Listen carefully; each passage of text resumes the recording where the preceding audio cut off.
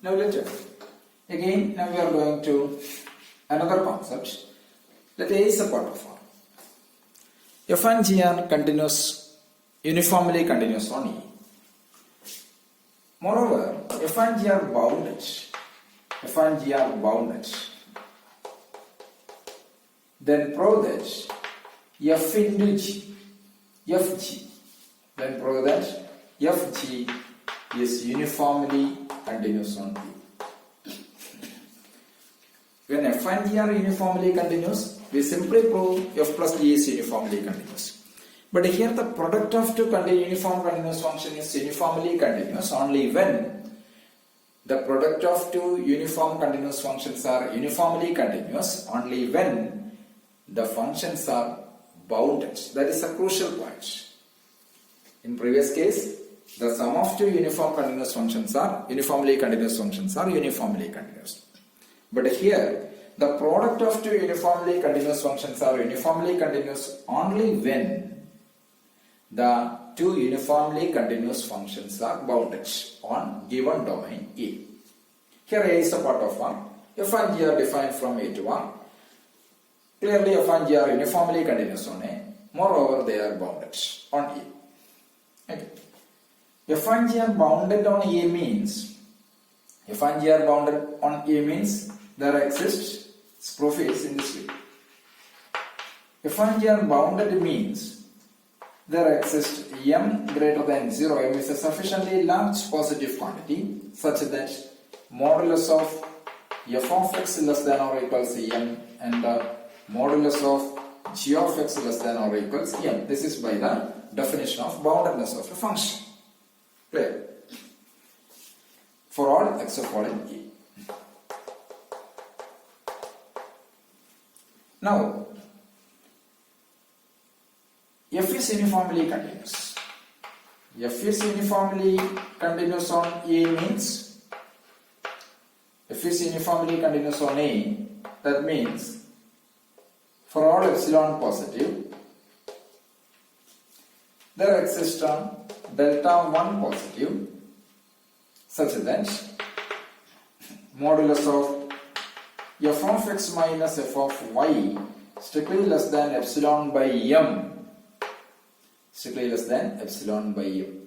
Okay. Similarly, G is uniformly continuous on E. That means for all epsilon is positive, there exists delta 2 positive such that modulus of g of x minus g of y strictly less than epsilon by m. Or before epsilon by m means epsilon by 2m. That's only for sake of argument. Epsilon by 2m. Okay. So, put a delta. As usual in previous case, put a delta is minimum of this delta 1, delta 2. So these conditions, these two equations are held for this delta. So, if modulus of x minus y less than delta, then consider modulus of fg of x minus fg of y. F into g of x minus f into g of y equals modulus of f into g of x means f of x into g of x. F of x into g of x minus fg of y means f into g of y means f of y into g of y. Okay. So which is nothing but equals modulus of f of x into g of x minus f of y into g of x plus f of y into g of x minus f of y into g of y. Means you can add and subtract f of y into g of x simultaneously. So by using the property of modulus, by triangular property, mod f of x minus g of x minus f of y, that is here g of x is common, less than or equals modulus of g of x into modulus of f of x minus f of y. Okay. Plus second quantity f of y g of x, f of y g of y f of y is common, modulus of f of y into what remains there? Modulus of g of x minus g of y. But what is mod g of x? Mod g of x less than or equals m. Since mod g of x less than or equals m, since mod g of x less than or equals m, so it is less than or equals m into, but what about this one? We know that mod f of x minus f of y strictly less than epsilon by 2m. Why? Because of the uniform continuity of f. Plus, again, mod f of x less than or equals m for all x fall in A. Also we choose y presence in A. Since f is bounded on A, mod f of y less than or equals m. So, mod f of y less than or equals m plus, since g is uniformly continuous on A, mod g of x minus g of y less than epsilon by 2m. So, it is equals epsilon.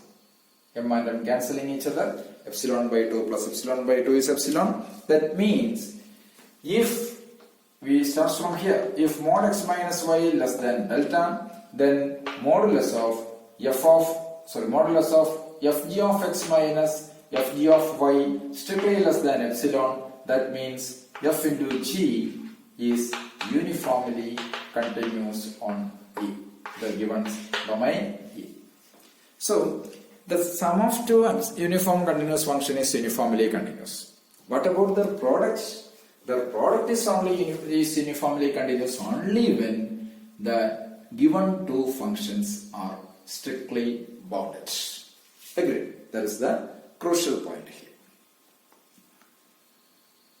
Now, suppose f and g are uniformly continuous on A. F and g are uniformly continuous on A. What about their composition? Is f composition G uniformly continuous? A is a part of R. F and G are uniformly continuous. Then we say that f plus G is uniformly continuous. Moreover, the product of G is uniformly continuous only when they are f and G are bounded. My next question is, suppose A is a part of R. F and G are uniformly continuous on A. What about their composition? Means the composition of two uniform continuous functions is uniformly continuous. That's the next question. So far, f is uniformly continuous or not? F is uniformly continuous on E. That means, let epsilon is positive, let epsilon positive, there exists delta positive, such that modulus of f of x minus f of y less than epsilon, provided modulus of x minus y less than delta. Why? That is because of the uniform continuity of f. Clear? Okay. What is G? G is again uniformly continuous. Again, G is uniformly continuous on E. So, there exists delta positive for delta positive, or for delta positive. From this delta, there exists some delta dash greater than 0, such that modulus of g of x minus g of y less than delta, provided modulus of x minus y less than delta dash. Okay. So consider these two ideas.